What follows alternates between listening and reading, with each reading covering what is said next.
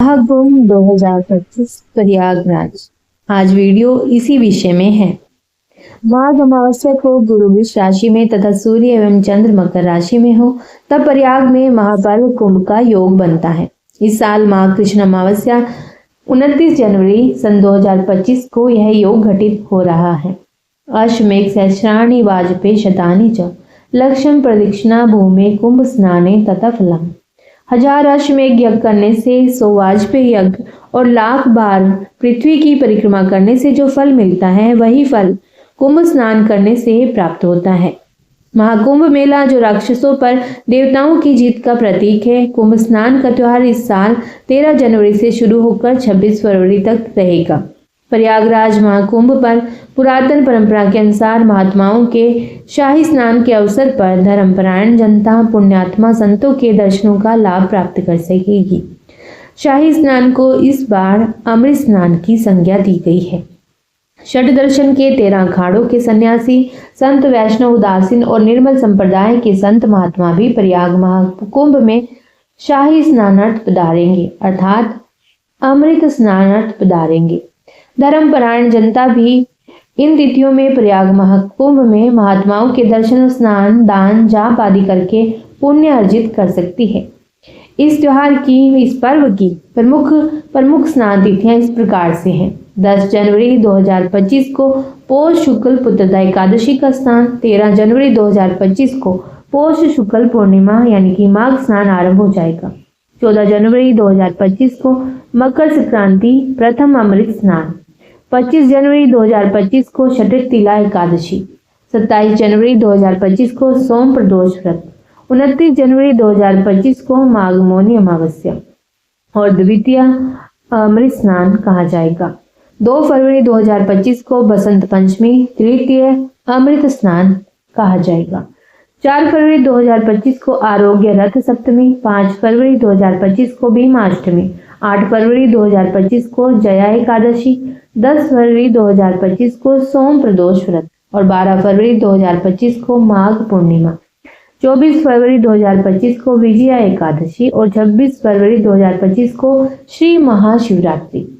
हमने प्रमुख अमृत और पर्व स्नान तिथियों को आपको बता दिया है। संभव हो तो इन सभी स्नान तिथियों के दिन में गंगा स्नान करके अक्षय पुण्य अर्जित करने का प्रयास करें।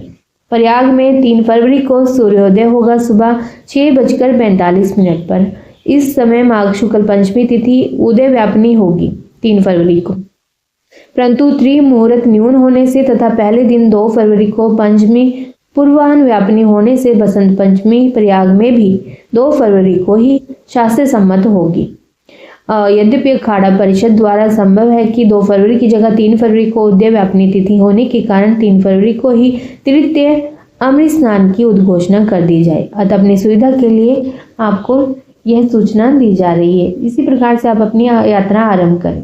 जो श्रद्धालु लोग प्रयाग जाने में असमर्थ हैं वो केवल माघ मास और मुख्य अमृत स्नान की तिथियों पर यानी कि शाही स्नान की तिथियों पर अपने समीप के किसी महानदी में, वहां भी संभव ना हो तो किसी छोटी नदी अथवा तालाब में स्नान कर सकते हैं। वहां भी जाने में असमर्थ हो तो घर में ही ठंडे जल में गंगा जल मिलाकर स्नान कर लें। बीमारी अथवा अन्य शारीरिक कष्ट होने की स्थिति में आप गर्म जल का उपयोग कर सकते हैं। दयालु शास्त्रकारों द्वारा सर्वविध असमर्थ श्रद्धालुओं को भी कुंभ स्नान का यथासंभव फल प्राप्त कराने के लिए बहुत से विकल्प दिए गए हैं। यानी कि असमर्थता की स्थिति में माघ और कुंभ स्नान मंत्र का उच्चारण करते हुए त्रिवेणी संगम प्रयाग का ध्यान करके जहाँ कहीं भी स्नान करना चाहिए, मतलब जहाँ भी आप स्नान करें तो कुंभ स्नान मंत्र और माघ का आप स्मरण कर लें। तो इस प्रकार आपको भी कुंभ स्नान का फल मिलेगा। समुद्र तटवर्ती लोगों को इन पर्वों पर समुद्र स्नान जरूर करना चाहिए, क्योंकि शास्त्रों में माघ और कुंभ में समुद्र स्नान को अति प्रशस्त लिखा हुआ है। यानी कि यत्र कुत्रापि यो माघे पुण्य क्षेत्रे स्मरणावन्वति क्रोधि मज्जन तीर्थ सा लभेत परमम पदम। स्नान का सबसे उत्तम काल अरुणोदय काल है, यानी कि सूर्योदय से पहले पूर्वी क्षितिज में जो प्रकाश नजर आता है उसे अरुणोदय काल कहते हैं। अरुणोदय काल में भी स्नान के लिए वह समय सर्वोत्कृष्ट है जब तारे दिखाई पड़ते हों। इसके बाद सूर्योदय तक काल जब तारे छिप चुके हों अपेक्षाकृत कुछ कम महत्व का है। सूर्योदय के बाद प्रातःकाल स्नान के लिए सामान्य माना गया है। नारद पुराण में तो सूर्योदय का स्नान का भी महत्व लिखा गया है। इस पूर्ण कुंभ पर्व के प्रमुख स्नान के दिन तो अरुणकाल से लेकर के सारा दिन सूर्यास्त तक प्रयाग में कभी भी स्नान किया जा सकता है। पूर्ण कुंभ होगा 29 जनवरी 2025 को।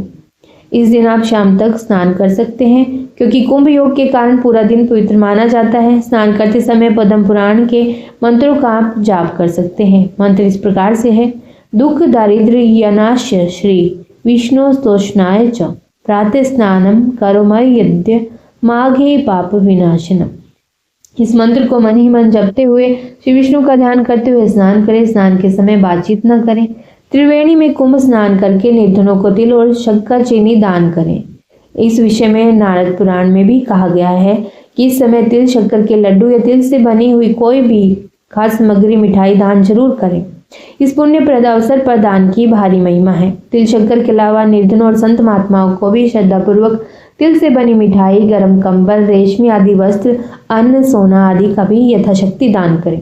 यह दान कुंभ पर्व के दिन यानी कि 29 जनवरी 2025 को विशेष रूप से करना चाहिए। इस महाकुंभ में कलश दान का भी महत्व है।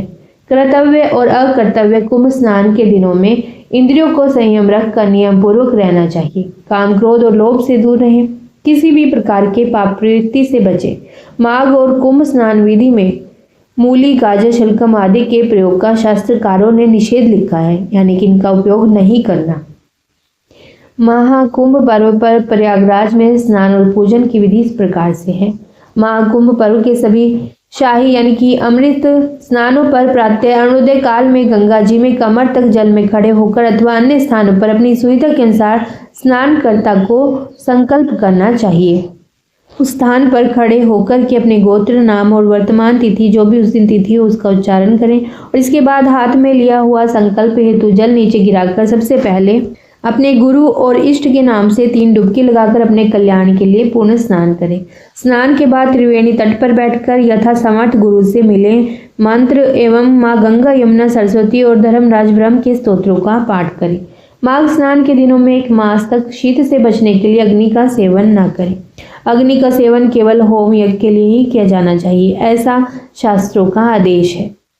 कुंभ के दान में जो कि आप कर सकते हैं वह है प्रयागराज महाकुंभ। मेष के सूर्य एवं कुंभ के गुरु पर आधारित होने के कारण इसमें स्नान के बाद गुरु मंत्र का यथा समर्थ जप करना चाहिए, सत्संग करना चाहिए, प्रवचन कथा सुननी चाहिए और दान के लिए गौदान, अन्न, स्वर्ण, रजत, तांबा, गर्म सूती वस्त्रों का दान महात्म्य में बताया गया है। कुंभ मेला एक महत्वपूर्ण हिंदू त्योहार है जो हर 12 वर्ष में आयोजित किया जाता है। यह मेला 4 अलग अलग स्थानों पर आयोजित किया जाता है: हरिद्वार, इलाहाबाद, उज्जैन और नासिक में। और अर्ध कुंभ मेला होता है जो कुंभ मेले के बीच में आयोजित किया जाता है। मतलब अर्ध कुंभ मेला कुंभ मेले के बीच में आयोजन किया जाता है जो कि 6 वर्ष में या फिर 4 अलग अलग स्थानों पर यह आयोजित किया जाता है। स्थान है हरिद्वार, इलाहाबाद, उज्जैन और नासिक। जो कि पूर्ण कुंभ मेला है वो हर 12 सालों के बाद आयोजित किया जाता है जब बृहस्पति और सूर्य कुंभ राशि में होते हैं। यह मेला भी बहुत ही महत्वपूर्ण माना जाता है और इसमें लाखों श्रद्धालु भी भाग लेते हैं। और महाकुंभ जो कि अब है, महाकुंभ मेला हर 144 वर्ष के बाद आयोजित किया जाता है जब बृहस्पति और सूर्य कुंभ राशि में होते हैं और चंद्रमा भी कुंभ राशि में होता है। यह मेला बहुत ही दुर्लभ और महत्वपूर्ण माना जाता है और इसमें करोड़ों श्रद्धालु भाग लेंगे। इन बातों से यह तो स्पष्ट हो ही जाता है कि कुंभ, अर्धकुंभ, पूर्ण कुंभ और महाकुंभ में अंतर होता है जो इनके आयोजन की आवृत्ति और महत्व पर आधारित होता है।